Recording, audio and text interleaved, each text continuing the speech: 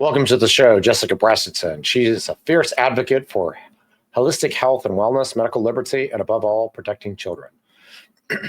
Proud to call Texas home, Jessica has 3 daughters, and she's soaking in her newest title of Glammy. She is the founder of Mama Bears Rising, where she advocates for informed consent, health and wellness, medical liberty, and parental rights. After years of navigating complex issues and working across local, state, and federal levels, Jessica launched Hexagon Strategies, where she advises founders, nonprofits, and corporations on government affairs and business strategy. Her mission: to help build meaningful relationships that drive real change and create lasting impact. Getting yourself into this morning, Dr. Yeah. Awesome. So we're back live now because I was trying to figure out how I could mess this up. But I have Jessica with me finally. Jessica is a phenomenal patient of ours and tremendous advocate for patients undergoing explant and for dealing with breast implant illness. And she has a really unique story I think everybody should hear because of what she told me offline is very important. There can be a lot of things that happen over the course of a lifetime, and you never know what thing is going to be the trigger that tips you over to have a lot of trouble. So I'll let Jessica tell you her story. Okay. Thank you, Dr. Whitfield, for having me on here. I'm so honored to be able to share my explant journey. So really where mine started. So actually we're right around coming up on the 6-month mark. I was thinking about that this morning since my explant. And I want to start by saying, I'm so thankful I did it when I did. A lot of my things I'm going through behind the scenes and personal that you won't see if you connect with me on social media could have made me say, oh, I'll do this when my last kid's grown, when I'm through this phase of life or this season. But I'm so glad that I did it when I did, because as we'll probably hear later on in here, I needed to address that so that I could start really not only my physical healing, but healing in some of the things that I'm going through personal wise. So I want to start by that for sure. So I had my explant in June of this year with Dr. Whitfield, as he mentioned. And so my story is a little bit different in the fact that of other stories I've heard on the show, in that, or at least what people have shared, in that I've gone through, like I said, a really traumatic season of life, really this last 3 to 4 years, but also being 48, a lot of what people tell us is, oh, it's hormones or you're in perimenopause. Right. But when I heard your episode, Dr. Whitfield, about sometimes a traumatic event, and maybe not as traumatic as mine, but it could be birth, giving birth, it could be a life change or a move, can really exaggerate the symptoms. And so for me, I believe that was the case for me. I heard about you, Dr. Whitfield, through Crystal Jones first, and then Allie Jansen. I used to be a faster way coach, and that's how I initially connected with those women. But that's why it's so important for me to share, because if Crystal had not shared, and then me seeing that Allie had gone to you too, I may not have known about you. So I'm very passionate about just sharing my journey and just letting women be informed, and then they can make their own decision. Right. I think, and we talked about it a little bit offline, is we do all this just for educational purposes. I mean, the fact that someone arrives at a conclusion, and you know this as well as anybody, I don't go into rooms and say, hey, Jessica, you should explant. Like, that's a decision you've arrived upon on your own after doing your research and, reading and listening and kind of, looking inward, if you will, and deciding that that's, what you want to do. And then certainly, Allie's a great example. We have tons of patients who have been very open with sharing things as you have, which I really appreciate, because you're the most, powerful in terms of sharing your experience. That just helps other people. Yeah. And also, so for me, I'm a Christian. My faith is very important to me. And so as I'm going through all these different trials in my life, and then also the health symptoms that I had on top of that, I really was praying and asking God to show me, what is this? Some things I'd heard about breast implant illness along the way, but because, and I've shared this at the beginning, I'm one of those who, after talking to a lot of people who've experienced this, my symptoms were not debilitating. right? Like I was able to go on with life. I was able to do these things. So, and obviously that's a blessing, but then also I feel that a lot of women can be deterred because we feel like, oh, well, I'm still living my life. I'm able to, move around and do the things that I want to do. I really was under the radar. So when I first would look at the symptoms of breast implant illness, at first I thought, well, maybe that's not me. But then as all these little things started adding up and I began praying and asking the Lord for guidance, he just started connecting the right people and places. And then that's where I saw Crystal's post. And the really cool thing is, and I share about censorship and a lot of different things in my advocacy life that you may or may not be familiar with, but so a lot of people, I even reconnected with someone literally 2 weeks ago and said, Jess, I don't know what happened to you since 2020. I never saw you online. And she started seeing me again. But my point of that was then I saw Crystal's post and I hadn't seen her post, who knows why, from the algorithms. Yeah. So I just, like I said, it truly is a blessing that I found you. But what I do in my advocacy work is I'm here to inform. Because at the end of the day, we can't abdicate our health to the government or, professionals, in the healthcare industry, because we're the ones left with the consequences. And so, yes, I arrived at this on my own accord. I had breast implants 15 years ago. But, one of the things is I think a lot of people don't think about when we're on the front end of that is they tell you they're going to have to be replaced, right? But I think they get busy, life goes on, especially if we have children. And so I just want to share for people to think through these things that I wish I had been told or had someone to really help me think through these things and ask those questions of myself. Yeah, and so what we did for Jessica was what I would like to provide in terms of alternatives for patients where they've probably not been told about or informed about the risks and benefits of doing a fat transfer. And I had done several thousand fat transfers for cancer patients prior to focusing on and kind of expanding Explant and understanding through our programming what can contribute to breast implant illness, whether it's environmental toxicity or genetic predisposition or chronic inflammation from the device, from bacterial contamination, all the things that we've already discussed on our show and appearances I've made on other shows. But to circle back, there's a group of patients who probably have explained about what a fat transfer can offer initially.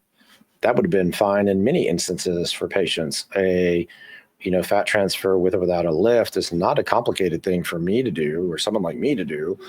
If in fact, that was discussed with you, probably wasn't. But then when we did your surgery and did an explant and a lift and a fat transfer, it's a very, it's a hard set of variables to control, to change the shape of the breast, to take out a bunch of volume, add volume back all at one time. And so I feel like a lot of providers don't want to or don't feel like they can offer that all at one time.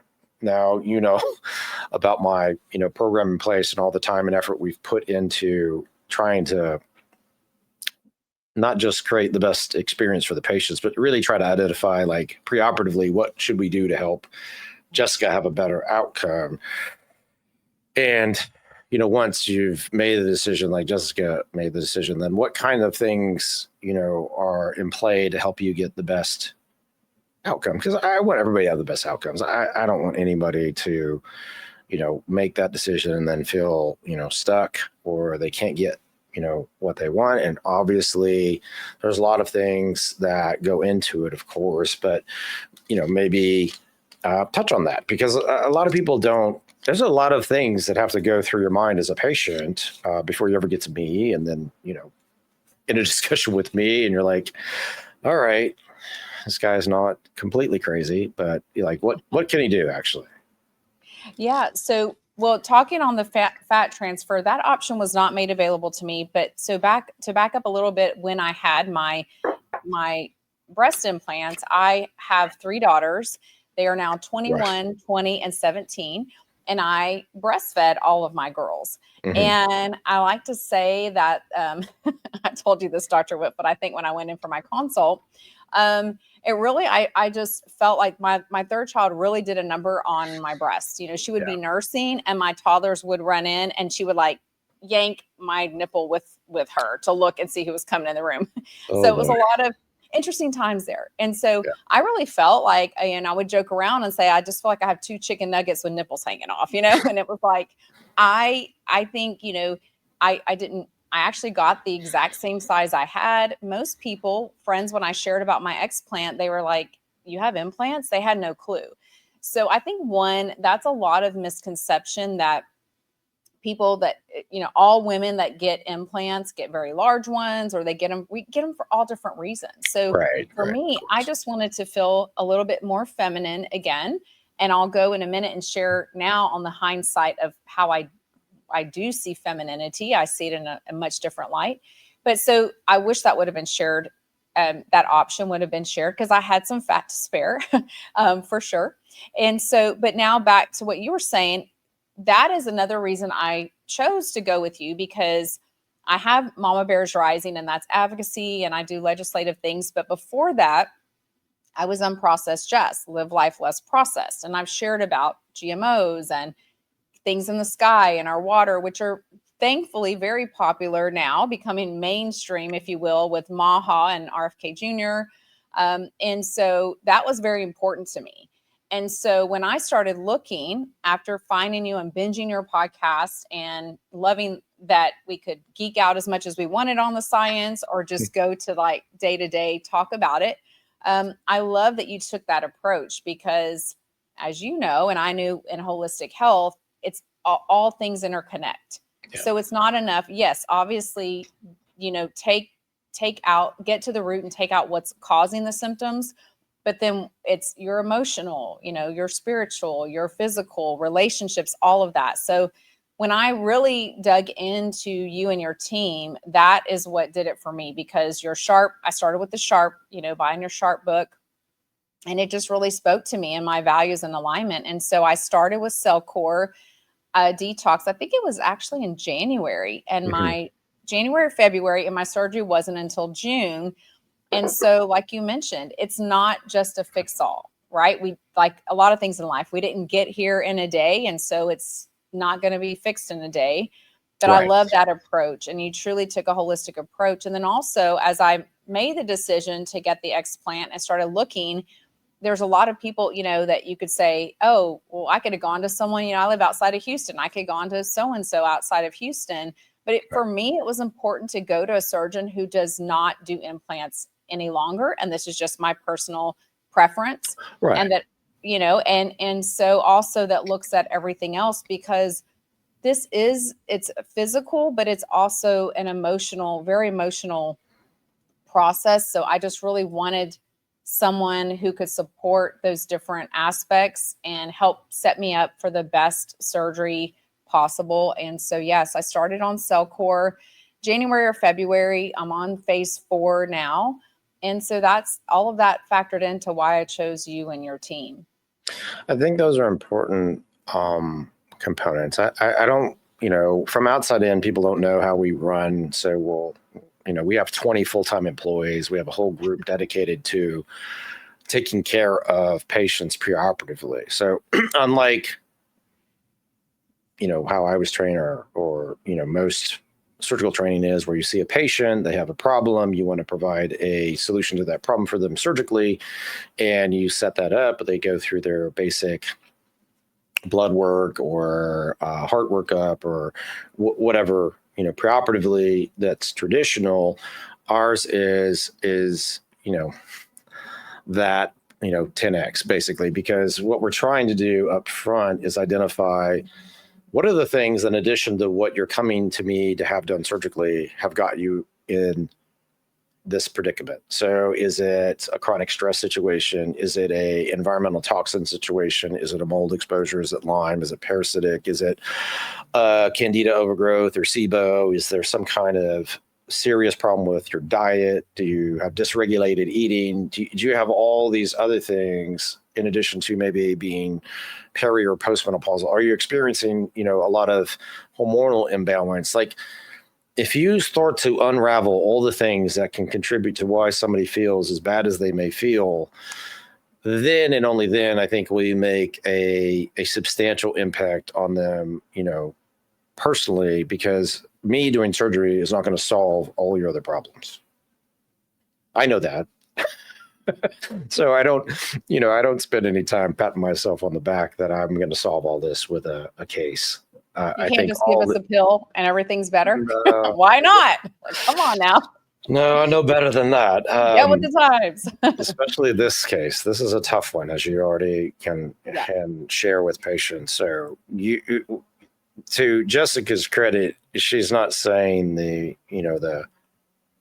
quiet part out loud, and that she spent a lot of time working on herself before she showed up to my clinic and my team to then go through a surgical procedure. And the more time maybe you spent, working introspectively and trying to get things in order, that helps you then in the period after surgery and in the period where you're recovering, be better positioned, mentally, emotionally, just to handle the change, because it is a big change, obviously. And Jessica knows that, and everybody should know this, like almost at every level of my clinic, our nurse practitioners had an explant done by me. My detox team has members of the team that I've done their explants, and administratively I've done explants in our clinic. So every level of our clinic has somebody who can share a firsthand experience, not with just having had an explant procedure, but had it done by me, and then was taken care of within our system, so that they can explain to you, like, okay, this is why we're different. This is what we do. And this is how we expect you to be able to come in and be taken care of to, get back to a state of wellness that, we hope and want everybody to be able to accomplish. We work, as you know, obviously, we have a lot of people working all the time with patients to help them. Yes. So. Well, and I also want to say that back to what you were saying, it really is so often, and a lot of times, not all the time, everyone has their own story, but for me, it was aesthetics, right? I wanted to look back to how I was, and even then, I mean, looking back now, I didn't look at how I was totally. The size was similar, but now that I don't have implants, I'm like, oh, it's not supposed to be two just balls stuck on your chest, I was Right. like, I really want to talk to this, because I think a lot of women will be fearing this, like, what is it going to look like? Because I honestly didn't really know what a woman in her 40s, like a breast, would even look like, Right. because the implant obviously is rounded on top. I did choose to get a lift and fat transfer when I went in, and I will say, and I know that your office said, like, I'm only 6 months in, but I love my breast. I love that it's a natural shape for me. And you said it's only going to get even better. And scars, I was mortified of the scars, because when I had my implants, they went in through the underarm. So I didn't have any scars, but I'm going to say, honestly, with that, I mean, they are, in my case, and everyone's different, but I was just scared to death about that. And honestly, my scars are doing great. I'm doing what I just listen to your office and do all the things that I need to do. But when you were saying also about the process, I think, at least on my journey, a lot of people will say, oh my goodness, the price is so much more. But back to my point of saying, a lot of it's aesthetics, but what about investing in ourselves? So it's very interesting seeing the coming out, right, from the going in part. It's like a lot of people will spend money on our face and cosmetic surgery, and that's okay. Right. But then when it comes to the other side, and it has to be internal, and maybe some things we can't see externally, it's a big deal, and people are hesitant. But I just want to encourage people to take this and invest in yourself, because this is your health. This is your longevity. And so to me, yes, it was a lot more expensive than if I just went to some surgeon who still does implants and can take them out and just do that. But to me, it was the whole experience. And then also, not everyone is in, like you said, you and you're so good about this in your podcast, is being emotionally ready, not just for the physical, but the emotional experience you go through. And in my case, I didn't have, a supportive partner who really, believed that maybe it was connected to this. And so I chose to invest in myself and do that. And I have a great support system. And I think it's so important. And really knowing that your team had explants from you, that's reassuring as well. So I just encourage people listening that if they are going through this, to reach out, find support, and invest in yourself, because your health, without your health, what do you have? And so also when I said I believe in about the right time, the right place, and God just really bringing me people, a little bit after I had done my consultation, I connected with Bridget Rasmussen. So she was RFK Jr.'s chief of staff, and then co-founder of Maha, wonderful lady. And so I'd mentioned you to her, and she told me about, we just kind of talked through that as well. And so that's important to me, and so I felt like God was just showing me like different people in my life. And I connected with Andy Liu, who had an explant. So, I just encourage people, whatever you're going through, I just think society so much is on the outside and the aesthetics of things, which are important. But these are so many things that you may not be able to see on the outside that will transform you when you're given the chance to be healthy. And when I did is it the total tox burden, you call it? I just want to say I was floored at the levels that I had of toxicity, because like I said, I shared about GMOs years ago, and I thought I lived a pretty clean, lifestyle, but living off of golf courses throughout my life and just environmental toxins. I think that was something that was so important. And I would do blood work. And actually thinking about it now, like when I knew that my symptoms were getting worse, I had done blood work, I think about 4 months before I came in to see you.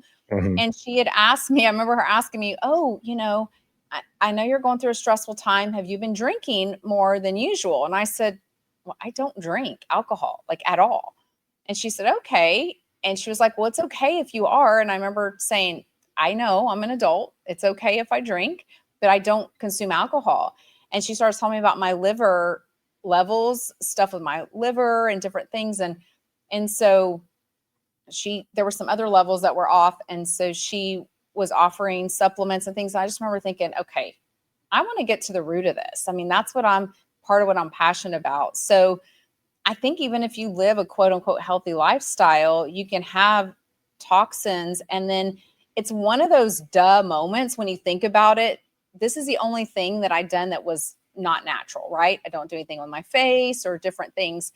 But it's kind of one of those almost with embarrassment, I think, or shame and guilt when you're in the holistic space of like, yes, duh. Obviously, it's not a good idea to have something foreign in your body that's silicone, but it's just, we live and we learn and grow. And I wasn't on my health journey when I got them. So I think that's important too, Dr. Whitfield, to share, like there can be shame and guilt, right? Especially with the Maha going mainstream. It's like, look, we're all doing the best we can. And just when you know better, just make those changes. So, yeah. And to your point, I think overall we're in this period of time where what you're saying is becoming, more and more the norm, where it's not in alignment, it wasn't in alignment for you, and it's not in alignment for a lot of people now. They made decisions, 10, 15, 20 years ago, they wouldn't make now, because maybe they were told something different or it just doesn't make sense to them now. And to your point, like you had methyl hypuric acid in there, which is from a pesticide. And there's all these reports that keep coming out about people being, more susceptible to different illnesses if they lived in proximity to golf courses. And I think, overall, everybody just has to be acutely aware of there are herbicides and pesticides, and these things get into us either through our skin or we inhale them. But it's not like you're intentionally going out to get a problem. I mean, it's just part of living, and you get exposed to different things. Now, the reason, we spend so much time working it up in our clinic is we want to make sure that we guide Jessica and all of our other patients in the best way to either get that out of their system through, homeopathic detox with Cellcore, or if we have somebody with a bad mold exposure, we have a specific pathway for that. And then I have all these patients, Jessica, like you, that want to come and have a fat transfer. So we have to be very critical of who we offer, how we offer, what our expectations are, trying to really set everybody up for success, because it used to be you could only take advantage of our programming by coming here and being my patient. Now you mentioned my book. I published the book about the Sharp method, and I published the book about, breast implants and explant surgery and breast implant illness. So everybody can understand more of how we have, the work we've done and what we have, to share. And now we share Sharp programming, remotely, because like to your point, a lot of people can't come and travel. It's too difficult. They have no help or whatever the situation is. So now people can come, basically visit us by just doing it virtually and working with, my team, Chelsea and Gina and all of our providers that run the detox program. So it is more accessible now, so that, what Jessica's doing with Cellcore is a very important component of how we feel patients should recover. Because if you don't, like, she wouldn't know that she had this chemical in her system.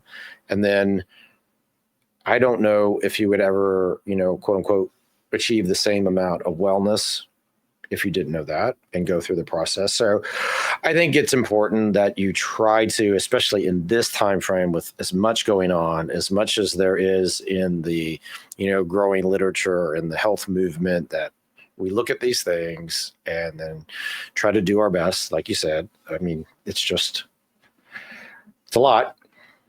It is a lot. And I think with everything just given today's, our world, whether it's our political climate, our social media, all the things that we're doing, everything is a lot and overwhelming. And so if you can do one thing to start getting you down that journey, and there's so much we can't control, but then there's also a lot that we can control, right? We can control ourselves and what we do and how we choose to make our health a priority. And so I just think of all the money over the years, and even the last couple of years, that I've spent just one-offs, right? Buy this, and you have a symptom and you buy this or buy that. And to have a total complete picture of me specifically, I'm not just shooting darts and hoping it's something for me, but I really felt through this process, and I still do, with your team, that this is designed for me and what I'm going through. And I just feel like it's a better outcome that way, because we have so much information coming at us on the daily, that it's important to say, okay, this is customized for us. And I've sent some friends to you, actually, like you said, just for the blood work and the Cellcore. That's definitely worth it as well. And so I do want to share too, though, even I'm thinking 3 days post-op, I stayed there in Austin, and I started feeling my brain fog just started going away. I would say that was the first noticeable thing.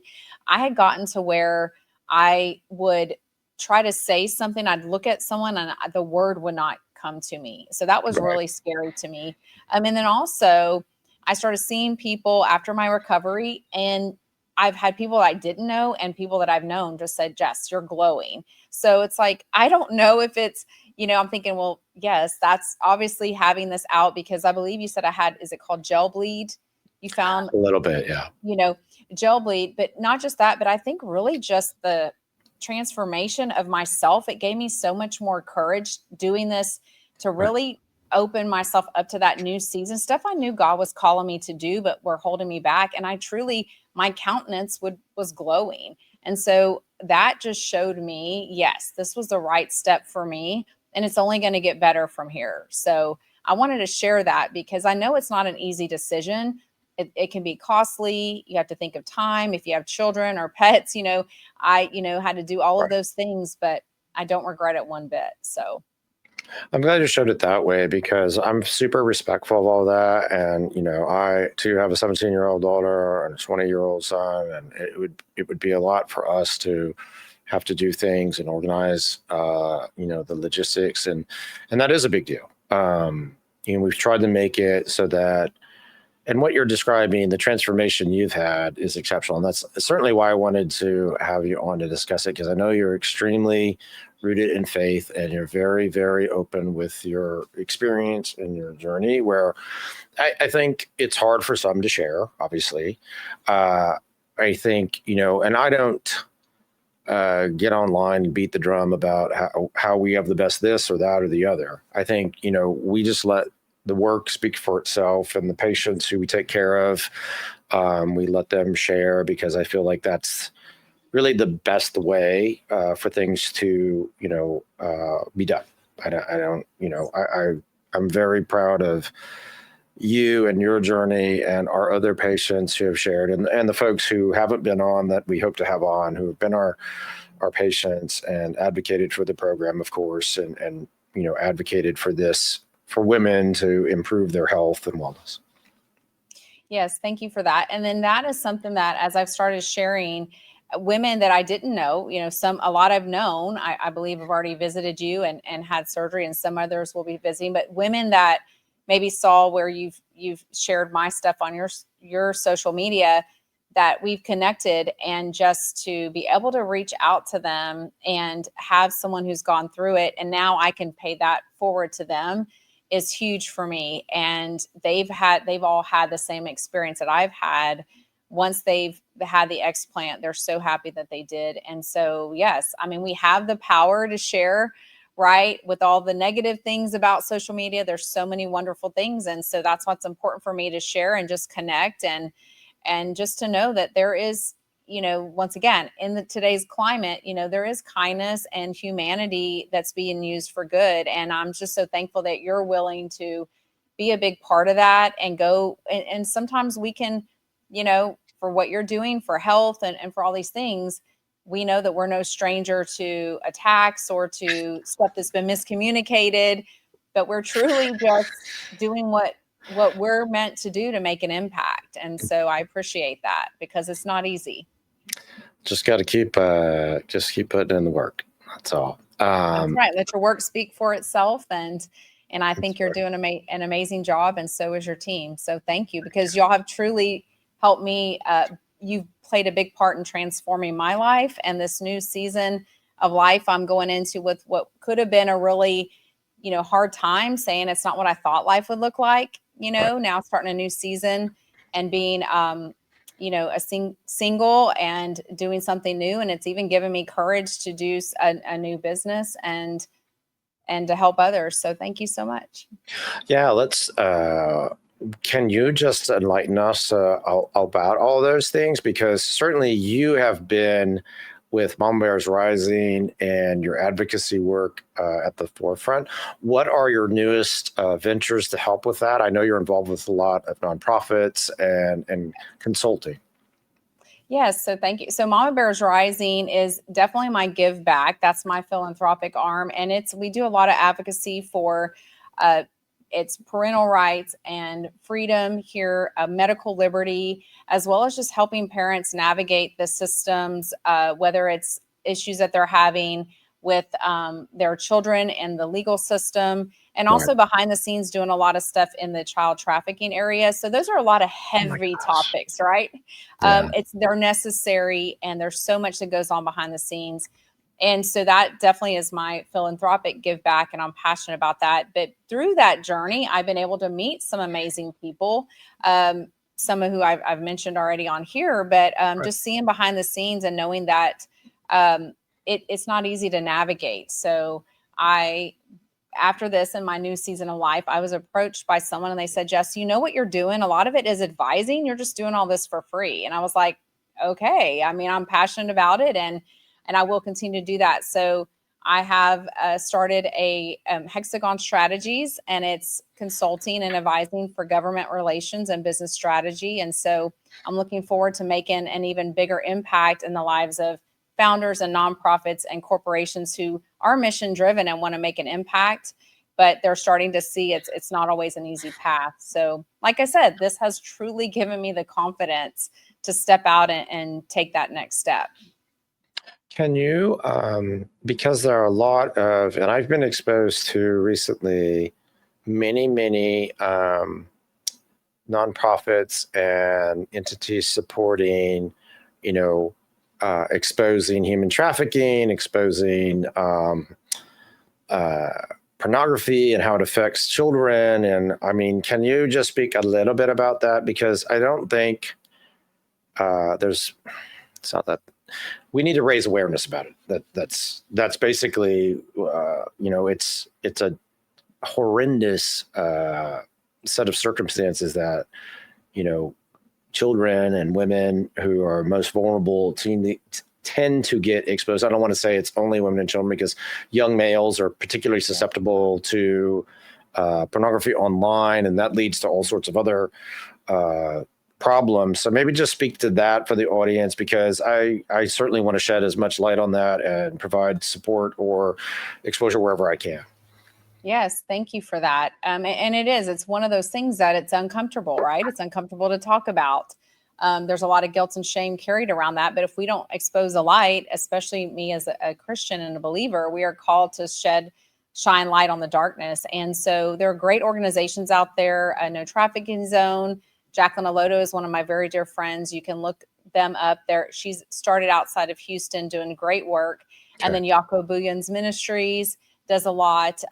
He's out of Dallas, but does stuff on a national scale. But, when you're talking about it, it's not just for women or children. It's for men and young men as well. Right. I have, like I said, a daughter that's 17.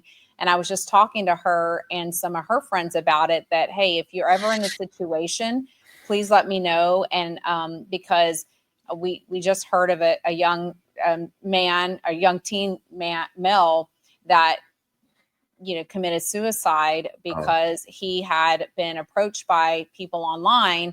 And what they do is they have them, and male and female, do things online with them. And then they say, if you don't give us money, we're going to tell your parents, we're going to share this. So it really is a very serious issue. It does not know, doesn't know geographic bounds or socioeconomic. It affects everyone. And I think one of the main things to know is that it doesn't just look one way. It's not always, sometimes, but it's not always just you're taken and then trafficked. And that does happen, but it can also look like, a quote unquote relationship. And that's hard for people to get their minds around. And that's what's called a Romeo, where they pose as your boyfriend. And then once you're attached to them, they end up trafficking you, and it's hard to get out. And so I think it's important, just like the topic we're talking about today, to just talk about this and learn more about it. And especially so parents can be comfortable talking to their children about it, because they're targeted online, and they're not always, most of the time, they're not even looking for, like you said, porn, or looking for these things, but they know who to target. And porn has just devastated so many relationships. I shared about that before Mama Bears Rising. I had a podcast called Naked Talk with Jess, and I would just have very candid conversations. And porn, in case you don't know, it's not real sex. It's a movie. It's put together. Right. I talked about, I would talk about I did a whole series called Love Your Labia, because if you've ever watched porn, you don't understand that a lot of them have been had plastic surgery to their genitalia, or if it's bleached. And so that really affected me when I did watch porn in college with one of my boyfriends. I thought, hold on now, like that doesn't look anything like mine. And it just really made me think, what is my body supposed to look like this? So further distorting body image, which is already a problem. Yeah. And it's not even real, right? You don't understand that as a viewer. But now, that was me in college. So now think of a child that is watching that and what it's put in their mind. And so I think, just like we said earlier in the show, we have so many negative things about social media, and we're so connected, yet we can feel alone a lot of times. It's just something we need to bring light to, and have these conversations as adults, and then with our children. Yeah, I mean, I said I have a 17-year-old daughter, and I'm just like, those types of things are, as a parent, absolutely mortifying. And, I feel terrible that young people and their parents, obviously have to deal with that is very, it's all disturbing. But you got to talk to your kids. You got to have relationships with them and, be transparent, if they're having trouble, like they should feel like, and that's the thing that bugs me is they don't reach out to their parents. And then that happens. And then it becomes, obviously very difficult situations. So, And with that's what you, my daughter, my 17-year-old, she had Friendsgiving at her house. So we had about, I don't know, 15 or so kids, teenagers there. And that's what she told me after. She was like, Mom, I would go to you with that. And I said, well, but it could be because I'm so open with a lot of things, just right, body in general, our bodies and health. And she knows I do this. And so, yeah, I mean, I think there needs to be a lot more conversations for adults. One, so we understand it. And two, so we know to talk to our children. And when I had my Naked Talk with Jess podcast, one of the questions I would always get from parents is like, well, I think my kids are too young to talk about certain things. And I said, if your child has access to social media and or any other friends who might have it, so like, do you want them to hear about these things from you, who loves them more than anything in the world, or from people that are maybe, seeing it on social media? So I think if we can, as parents, look at it that way and then get some resources, obviously age appropriate, but just like you said, Dr. Whitfield, it's so important that our children can come to us and that right. they know that they can trust us. So Absolutely. You have to, like, I can be a hard ass, but like my kids can always tell me anything. I mean, and I'll listen. I'm certainly like that kind of, circumstance. It's easy, right? You can see how it happens. It's very, people are vulnerable, and then they yes, feel like they're going to get extorted for money or threatened with their family's reputation, or what. It just becomes like obviously very easy to see how that you go down the rabbit hole very quickly. So yes.